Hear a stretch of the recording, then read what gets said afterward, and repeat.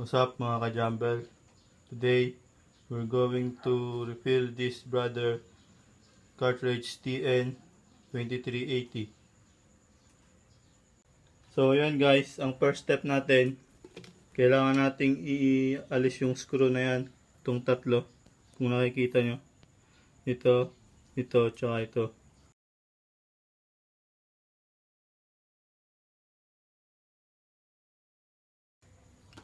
So yun guys, after nyo matanggal yung tatlong screw dyan, alisin nyo to, tsaka ito. Then, itong mga gear, una-una nating alisin. Tabi nyo lang, para hindi mawala. After nyo matanggal itong mga gear, may makikita kayong parang black dyan na goma. Gamit lang kayo ng flat screwdriver para maalis yan. Ganito.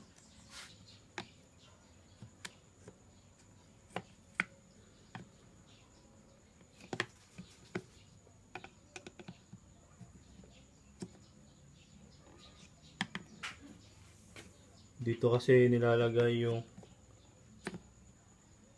powder, yung pinaka powder ng cartridge na to.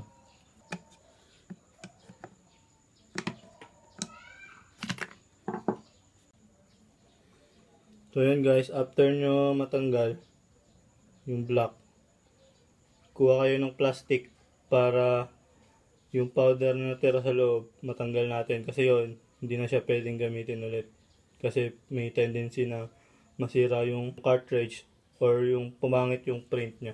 Reminder nga pala, bago kayo magtanggal ng powder, dapat gumamit kayo ng mask, parang ganito, face mask. Mura lang to sa mga pharmacy. Yan guys, nakikita nyo, ang daming natitira, di ba? Ito, mga ano yan, mga waste na siya, hindi siya pwedeng gamitin. So, after nyo matanggal yung powder na nandito sa cartridge, i-set aside nyo muna siya or itapon nyo kasi harmful yun eh. Ngayon, itong nakikita nyo na to,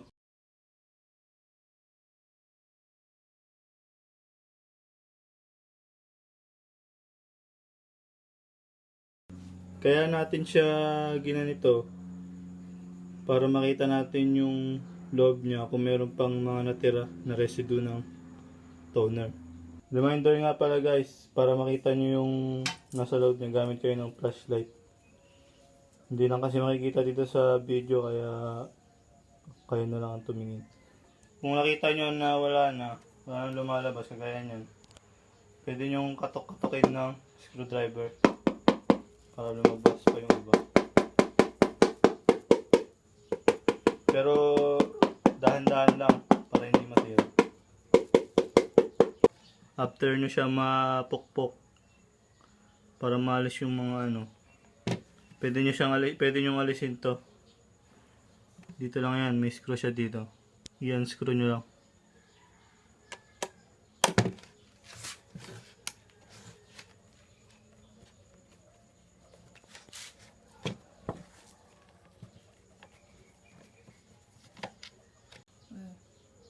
Gamit lang kayo ng flat screwdriver para maalis yung mga clip niya. Yan.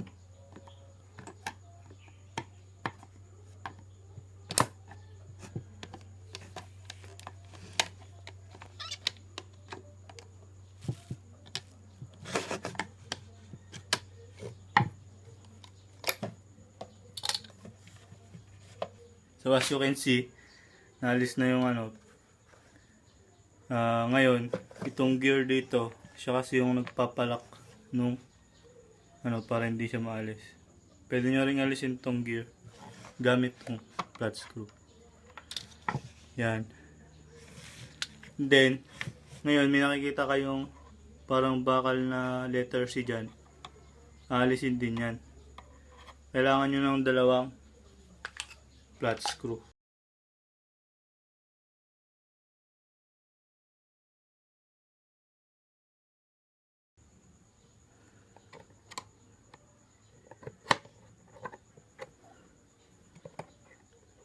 Medyo makulit lang siya guys. Lagi siyang umiikot. Ay.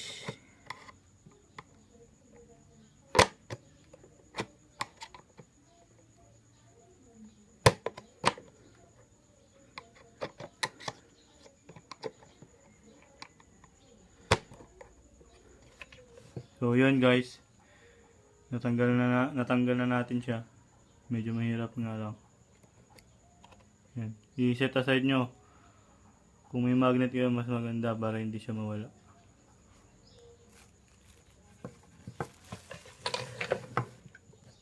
Ngayon, pwede nyo na itong tanggalin. Push nyo lang dito. Yan.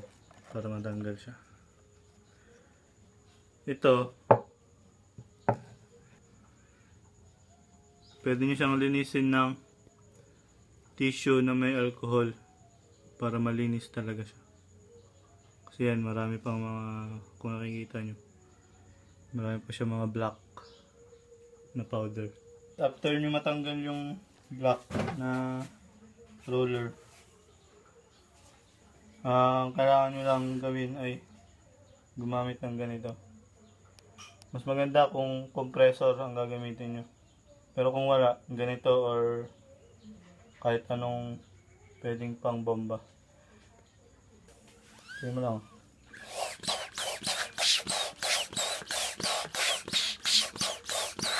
Makikita nyo, maalis yung mga powder sa loob.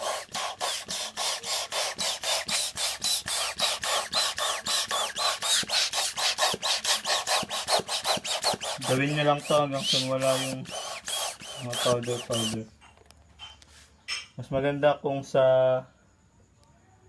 environment na walang tao, pusa, nyo gagawin para mas safe kasi delikado sa lungs yung carbon nito. After nyo siya ma-blower, kailangan nyo siyang linisan. Kuha kayo ng malinis na cloth or tissue, tapos lagyan nyo ng alcohol.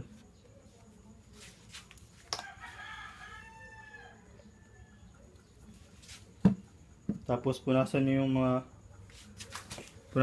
mga blade na to. Ito guys, dapat hindi siya ma-bend or masira. Itong mga blade dito. Linisin nyo lang hanggang sa mawala yung mga residue. Remember guys, dahan-dahan lang para hindi siya mag-bend. After nyo mapunasan yung mga blade na yan, ilalagay na natin to. Babalik na natin.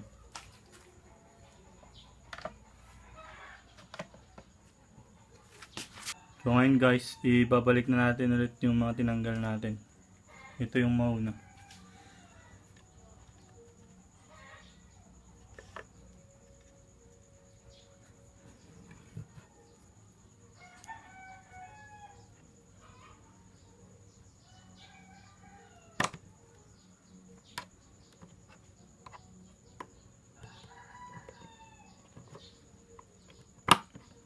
Next, ito. Dito.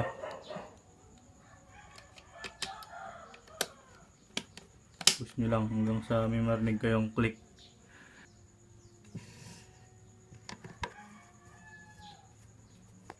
O yan, safe and sound. Siya nalaglag. So, after nyo maglinis ng cartridge, ngayon, oras na para maglagay tayo ng powder. Parang ganito.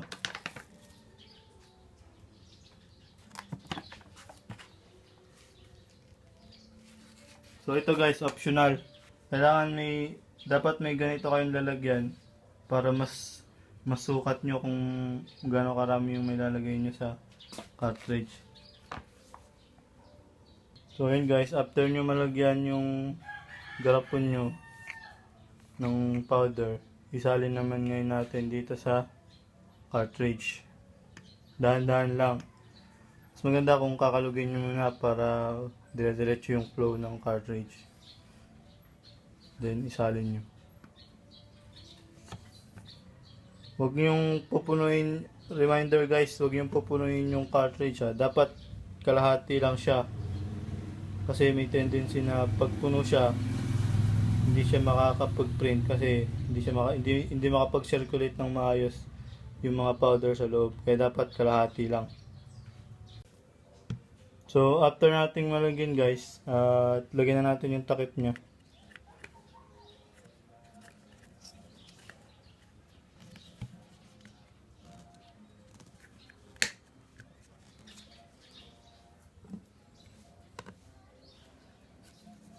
Then shake para mag-distribute yung powder sa loob.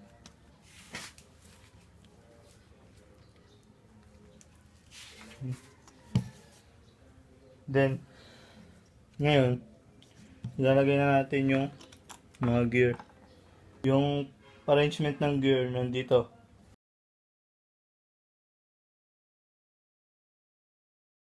Last step na tayo, ilagay na natin tong cover nya sa mga gear. Ito munang mauna yung maliit, then itong malaki.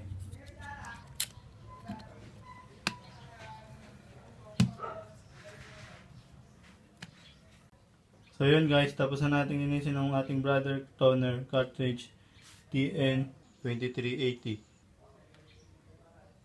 Please like, subscribe, and share. Thank you.